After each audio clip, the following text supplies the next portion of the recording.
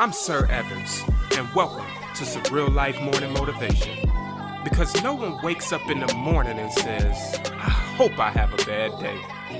My desire is to empower and inspire your daily endeavors, because you can do whatever you set your mind to. The question is, what do you want to do? Whether you're still finding your passion, pursuing it, or living it, motivation is a daily requirement for your success. So here's your morning motivation. What's going on, y'all? Welcome back to the Surreal Life Morning Motivation Podcast Show. I'm your host. Today, I'm back again, Sir Evans, and I thank you for joining me today. Blessed to be here. Always blessed to be here. I am annoyingly optimistic, y'all. And it did not come without a cost. I think going into this winter season, this is almost a year plus since the pandemic hit. And I don't know, when you're listening to this, we might be long gone out, or we might be into the zombie apocalypse, and either way, you still need some morning motivation. Even a zombie is needed. But you know what? I was excited a couple of months ago. My church, they were considering opening back up. This is before, Spike had hit again. And I was excited about that. I'm excited because one of the things that I truly miss, and I don't think I took it for granted, but I truly miss that community. I miss being able to meet up. I took it for granted from a personal standpoint, but I was very engaged with life groups and really just being in a community to be able to discuss the Word of God and discuss those things. And I got to do a better job personally. My boys been getting on me. Some of my homegirls been getting on me saying, "Sir, you're unavailable." And I'm going to do better, y'all. I promise. I'm going to do better. But I miss that setting because I just miss it, and just being able to restore that spiritual component. There are things that we can do to strengthen ourselves mentally and emotionally, but one of the best tools for strengthening ourselves, not only spiritually but mentally also, is to be in community. And I don't know why, but as I was sitting down to do this, this quote came to my head, and I hear it all the time when you're in church or when you watch the online sermons, and they say, when I die, I want to hear the Lord say, "Well done, my good and faithful servant." And I'm sure you've heard that. And if you haven't, you heard it now. It's in the scripture. And good job, my good and faithful servant. When you get to heaven, this is what you'll hear.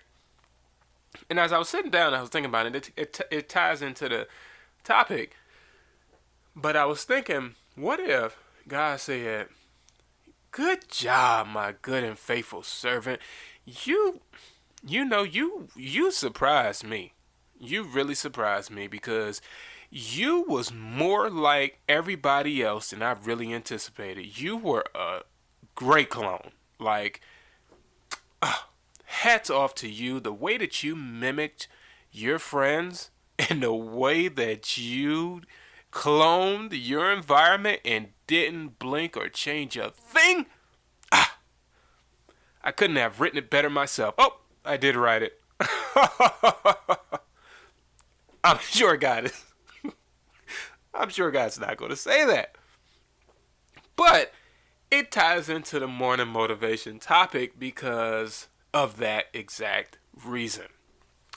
Morning motivation topic, and the topic of today is how to fail miserably. I love the title, How to Fail Miserably, and I want to spend a little time sharing with you a surefire way that you can fail miserably in life. Take it for what it's worth. I would probably take it against it and go the opposite direction of this, but if you don't know what direction it is, you never know which way you're supposed to be running. So today's episode, How to Fail Miserably, brought to you by another morning motivation that you guys selected. Morning motivation is a text thread that I have been sending out since 2016 to people all across the country. It is growing every day, and I thank you for that. I am simply a conduit for the messages. You can subscribe by texting Motivate Me to 31996. Once again, text Motivate Me to 31996. I will add you to the list, and the messages are derived from those that you guys want to hear more about or have more questions on. So without further ado, let's get into today's morning motivation. Picture this. Why weren't you as ambitious as your neighbor? They really made me proud. Why weren't you more ambitious like your family members or more successful than your mentors? They have a special place in my heart. Why didn't you do a better job of striving to be like the other people I created? They had so much to mimic that I didn't give you. Specifically. I was really hoping that you took more from them. Why weren't you a better clone? These are all things that I don't think God would say to you in your last days. However, I do think that an important question would be, why were you not more like I uniquely created you to be? Despite being uniquely designed, oftentimes we allow our free will to put us in situations of captivity and conformity. Too often, we invest more energy into being something or someone else other than what we were created to be. As the days roll by, and there will undoubtedly become more road behind us than ahead, your destiny will ultimately be fulfilled one way or another, but your purpose will not be unless you are in tune with your unique identity. Being a copy, conforming, blending in, or simply settling are all a lot easier than fighting to be what you were purposely designed to be. How to fail miserably. This is so interesting because none of us knows what it looks like when we die. We have scriptures that kind of give us a foreshadowing, but no one has seen the afterlife and lived to talk about it. Only one, but it ain't none of you. None of us have seen the afterlife and lived to talk about it. So when we paint these conversations with a heavenly Father, why weren't you? There's a lot of things that God could say, and there's a lot of things that I feel like God will say. But one of the things that I don't think I have to worry about God saying is, why weren't you a better clone of the people I created?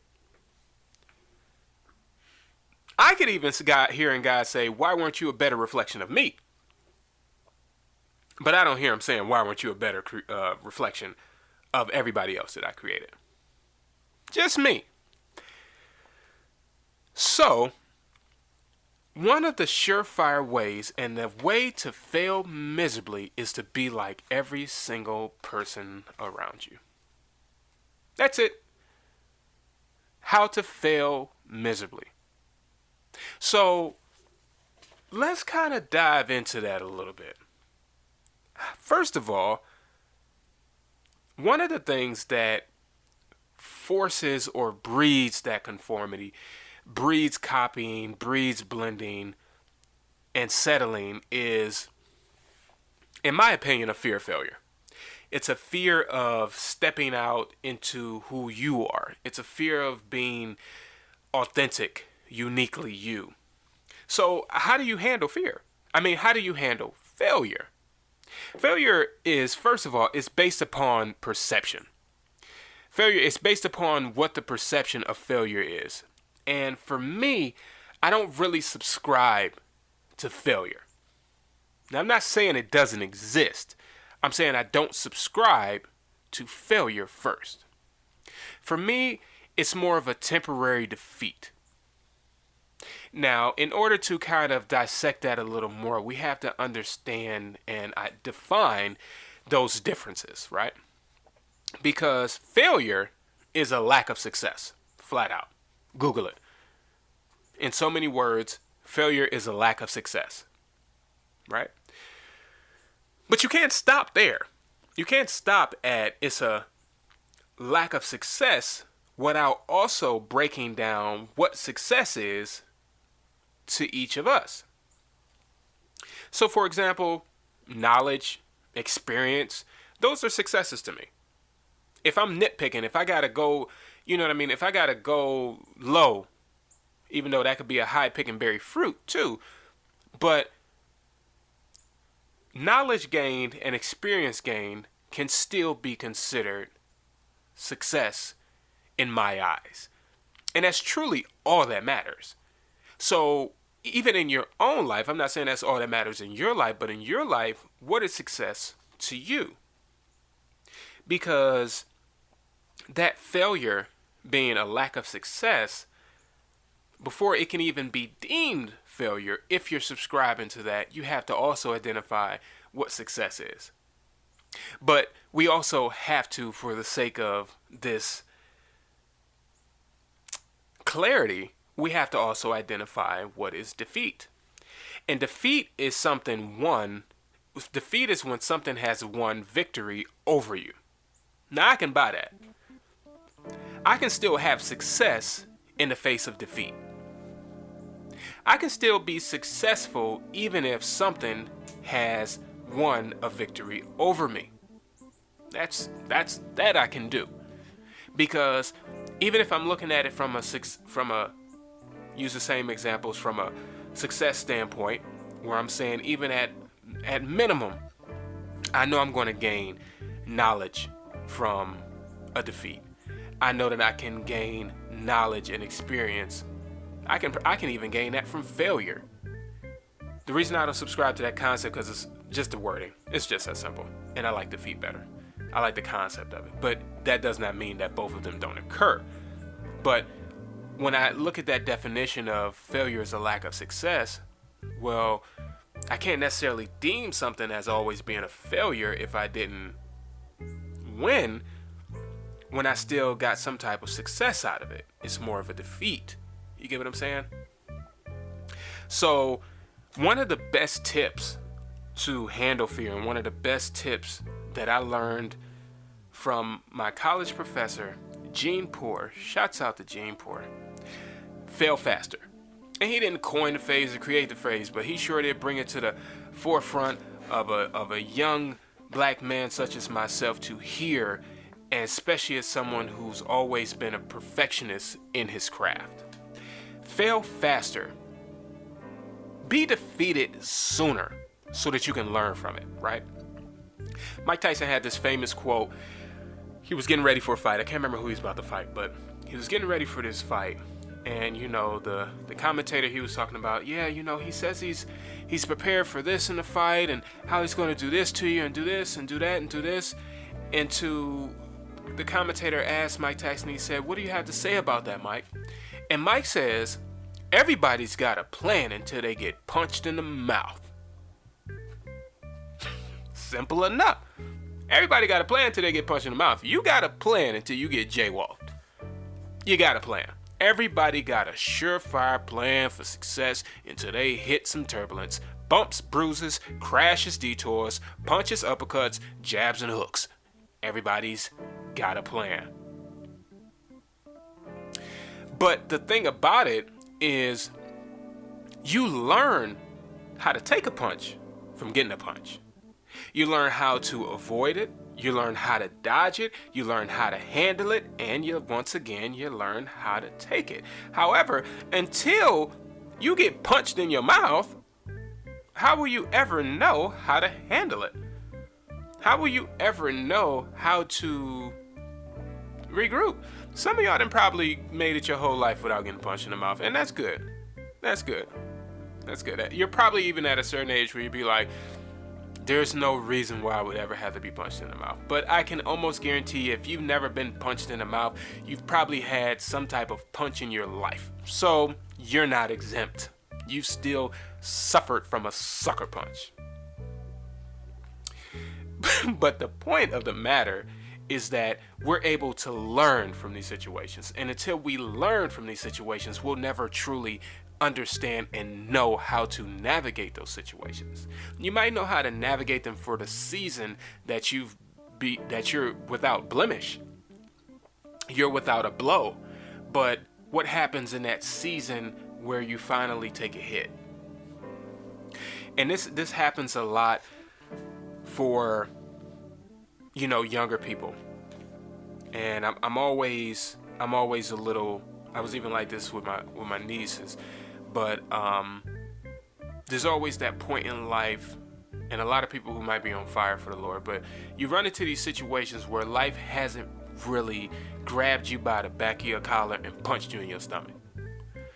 But until then, it's mostly daisies, it's mostly roses, everything is good. I got a means and an approach for life. I know how I'm going to get through this. I know how I'm going to handle this if this occurs, until life snatches you up and punches you, and now you have to readjust because I wasn't expecting that. I didn't know it was going to feel like that.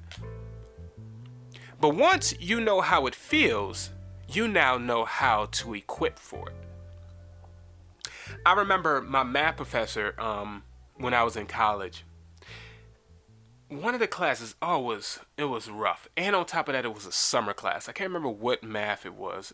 It's like one of those high I need this to graduate from psychology type classes. And I was having the hardest time with it. And it's summer, so it's accelerated.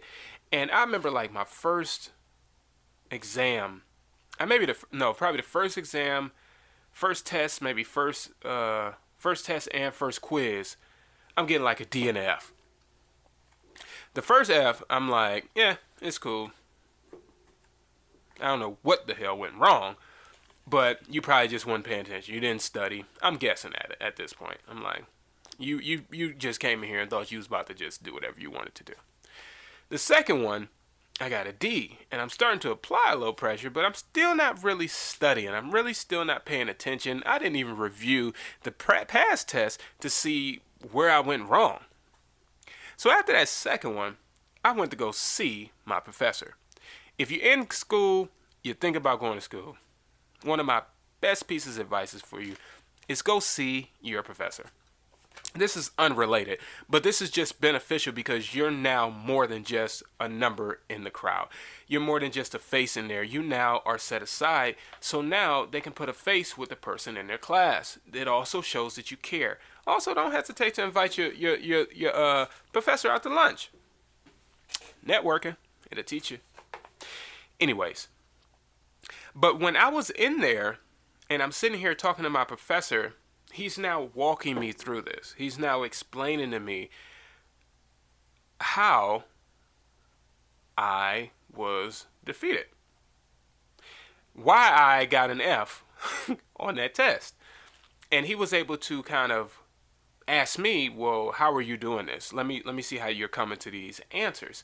And he says, okay, well, this. And as I'm going through these failures, as I'm going through these defeats, as I'm going through these poor grades, I'm now spending more time learning from my failures. And with that, learning from failure requires you to care about it, right? Because if I didn't care about getting those Fs, I would have just kept on rolling. I wouldn't even care. So first of all, learning from failure requires you to care about what you're failing at. Hence, the knowledge makes you better. So being able to learn from those situations and approaching those failures with confidence, and that's what's helpful. Being able to approach those with that confidence. And now I'm learning from what I wasn't that good at. Now I'm learning from areas that I was gray at that I'm be able to become sharper in. So now I'm becoming better as a result of those defeats.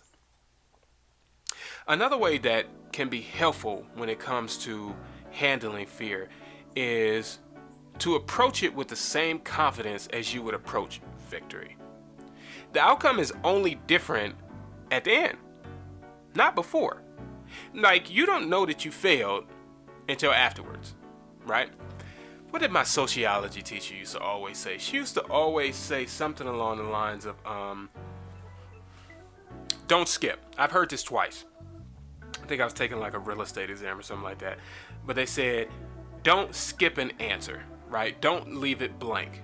Because even if you guess, you have a higher chance of getting it right. And also, don't spend too much time thinking about it, right? Don't overthink the situation, because when you second guess the situation, it lowers your probability of getting the right answer. So approach it with a sense of victory. Because if you approach it from a sense of doubt or a sense of failure already, you're more than likely going to fail before you even attempt. And premeditated failure is the kryptonite for success. Like, premeditating your downfall before you even attempt to walk is already a precursor for not gaining the success that you were looking for. We have to be able to approach that failure with faith. And faith from two different perspectives, right? So faith that it will work, but then also the faith that you're facing that specific situation for a reason, and then you must be on guard to catch that reason when it comes. And that's why the whole concept of the fear versus defeat I don't really subscribe to, because even when I go into a situation where I might have that faith that this is going to work and it doesn't work out the way that I wanted it to work out, it still worked out the way that God intended it to work out, and it's up to me to be able to recognize what that is so that I can learn from that and be able to apply that. Because if I don't, 9 times out of 10, I'll be re-seeing that situation. A lot of the times we think that we don't retake tests in life. Sure you do. You retake the test. You're going to retake that test. You're going to retake that test because you didn't get it right the last time. And that's just how it works. So when it comes to that faith component, yes, you can have faith in your goals, but ultimately, my faith lies in the one who allows me to even have faith, right? And God is always available, but we're not always available. Therefore, faith is always available, even if your belief is not. And in order to know exactly what God's purpose is for you, it will require for you to have some type of relationship with God. And the deeper your relationship, the better is your understanding is of that purpose, right? You can even look at your own upbringing, like your own childhood with your parents, right? We always say parents are harsh, parents don't understand, parents are this, that, and the third. But the more that we understand our parents, and a lot of times it's not until we're an adult or until we are with our own children that we have a better understanding of why our parents were the way that they are. But it's that deeper relationship that was forged that allowed us to be able to understand our parents more in depthly. And the same thing applies with God. The deeper that relationship is, the better we can understand. And what you want is not always entirely different from God's vision. However, your sight can taint your vision, due to outside factors, your environment, your community, those that you hang around. They will cast their sights for your life into your life versus the vision that God has cast into your life. And now the water's tainted. Now you have some tainted water. Yeah, it's still drinkable, but it's tainted. It's not pure as it once was. It's not even as clear as it once was. Therefore, you might not even be able to see your way through it depending on just how dirty the water done got. So don't always think that your vision is not in alignment, because most of the times it is. We just have to be able to make sure that we are building that relationship so that we can see what is and what isn't, right? So when it comes to those toxicities in the water, one of the questions I was asked was, how do you avoid these toxic people? Well, first of all, limiting your amount of toxic people will require establishing boundaries out the gate. You got to have some boundaries, regarding what you stand for, what you represent, and where you're going. Without boundaries, anything can get in. This is the without boundaries, anything can get in. Period. Like, this is why we have. This is why you put lids on your food. This is why you put a cap on your water. This is why we do all of these things, and we put boundaries and caps over things that we don't want outside factors to impact. So how could you imagine that you might be able to get through life without putting any on yours? It's kind of silly when you really think about it, right? So you have to be able to put those boundaries up out the gate. Like, that's just common sense. You know, which is not so common, because common sense is not common, which I've learned in life. But another thing that a lot of times we lose sight of, which is a lot of people saying no bad energy this year, or none of them squares in a circle, all the catchy phrases that people use. Some toxic people are inevitable. Like, just simply put, some toxic people are inevitable. Therefore, we must be mindful of the lesson that we're meant to receive when we encounter these type of people. These encounters are meant to expose us to more of ourselves, and they help to mold and develop us. One thing one thing I started asking in my prayer life years ago was especially before I met my wife, when I was kind of in a dating phase, I stopped asking God, is this the one? I was asking God, what do you want? Why are they in my life, and what do you want me to get from this? And I would ask that even when I felt frustrated by someone, and that's what we're talking about in this regard for toxic and how to avoid toxic people. What are they in my life for? God, show me what you want me to, not necessarily remove them, because He might remove them before they were meant to give me a lesson. But what is this person in my life for? Like, show me that. Illuminate that for me. That's what I want. And when it comes to because you can't avoid all toxic people. Your life wasn't designed for that. You've learned some of your greatest lessons from drinking stuff you wasn't supposed to be drinking, being around people you wasn't supposed to be around, and that would be cool if we were perfect beings. Then you wouldn't have to worry about that. But since we are imperfect, and since we do learn from trial and error, don't expect to mosey-wosey through life avoiding all toxic people. It's not going to happen. But you should keep your eyes and mind open for what you're supposed to learn from these toxic people. One way to also be mindful of limiting the toxic people is by knowing what you were designed to be. You were designed to serve. If you look around, everything on God's earth serves a purpose. However, we often think we should be served far more than we serve. We're the only ones. Humans being at the top of the totem pole, so of course we got an ego issue. We, most of the times, until you are aware that you're here to serve, don't know what your purpose is and don't know and want to be served all the time. For those who might be struggling with what your purpose is, just a little off of the beaten path, you're here to serve. How can you serve? What is your passions, talents? Your talents lies in serving. So, what gifts do you have that you can give to others that can be served? How can you serve? That's what you were designed to do.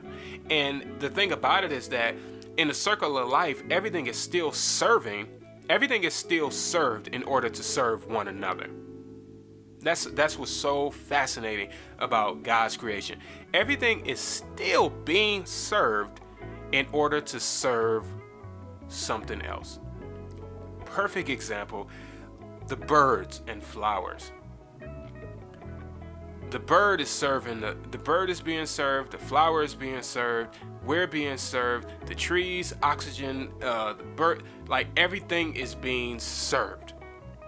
Everything has its purpose. But for us, we seem to think that being at the top of the pole, we don't have to serve, we can just get served. And that kind of messes up the whole flow of the whole kit and caboodle. And these things, we're the only ones who have a choice in how we serve. And that's a gift, you know. But the thing about it is, especially when it deals with our purpose and being able to identify that, I do believe God has a purpose. However, I do believe that we can miss our intended blessings. And this is a conundrum for me. And I'm gonna share why this is a bit of a conundrum, because, for example, I used to play this game when I was a kid called Final Fantasy VII. If you ever played a role-playing game, and just to keep it simple, because I know everybody's probably played Mario Brothers or Sonic the Hedgehog, right? But with Final Fantasy, you would go through the game, and it's a role-playing game where you go through the game and there would be different stages or different rooms that would be locked off, or even real simple, you could be walking down the street and go to the left in this alley and get like some treasure, get like a weapon that can help you, or you can keep walking, getting through the game and go on without it. However, you can still beat the game without those additional add-ons, but the game would have been easier and it probably would have been more enjoyable if you had those additional tools. Mario. You could be going through Mario, jump up there, hit them bricks, knock that mushroom loose, and now you big Mario, or now you fire spitting Mario, or you could just be running through and now you get through the board a little faster. But here go the thing too, even from the Mario example.